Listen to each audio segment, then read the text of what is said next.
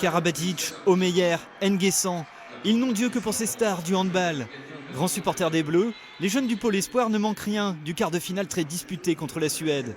L'équipe de France, Alexis Jacquin et Maxime Ermolenko la fréquentent déjà chez les cadets. Alors forcément, ce genre de match, ils espèrent les vivre sur le terrain à l'avenir. Il y a 28 000 spectateurs à Lille là, ce soir. Moi, ça doit être quelque chose, ça doit être énorme d'avoir une ambiance de malade. Ouais, ça doit être cool, ça doit être sympa. Mais avant de se retrouver sous les feux des projecteurs, ils doivent travailler dur. Âgés de 14 à 18 ans, les membres du pôle s'entraînent une quinzaine d'heures par semaine, avec du jeu, mais aussi beaucoup de physique. Marque un temps d'arrêt. Vas-y, explose. Ces efforts, Alexis, arrière droit, les consent volontiers. C'est le prix à payer pour ce Marnais, licencié au club de Saint-Brice-Courcelles. On essaye de se donner à fond tous les entraînements. C'est dur tous les jours. Les entraînements sont intensifs. On défend, on s'attaque, on prend des coups, mais c'est le but du handball et ça nous permet aussi de beaucoup progresser et c'est ça qui fait ça.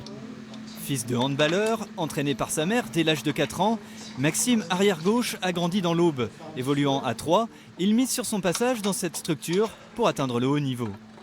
On a toutes les installations pour nous, le staff médical, le staff sportif qui nous accompagne tout le temps, le staff pour l'école, franchement c'est vraiment cool. Après forcément ça m'apporte beaucoup parce que je m'entraîne tous les jours, je progresse.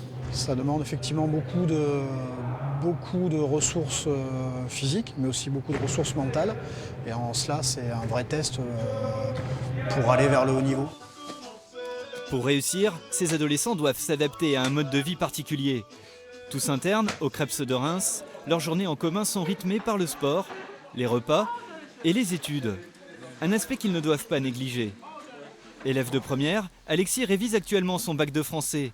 Comme ses coéquipiers, il bénéficie d'un emploi du temps aménagé pour les cours, l'objectif étant de posséder un bagage scolaire suffisant.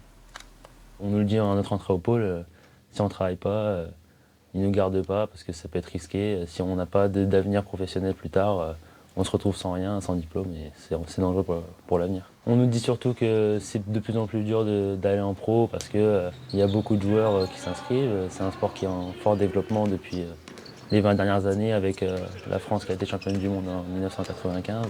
Accélère, Max. Après 3 ans passés en pôle, l'objectif de tous ces jeunes joueurs sera d'intégrer le centre de formation d'un club professionnel, dernière étape avant la signature éventuelle d'un contrat. Pour Alexis et Maxime, le chemin vers les sommets est encore long, mais un jour peut-être, ce seront eux, les nouvelles stars du handball.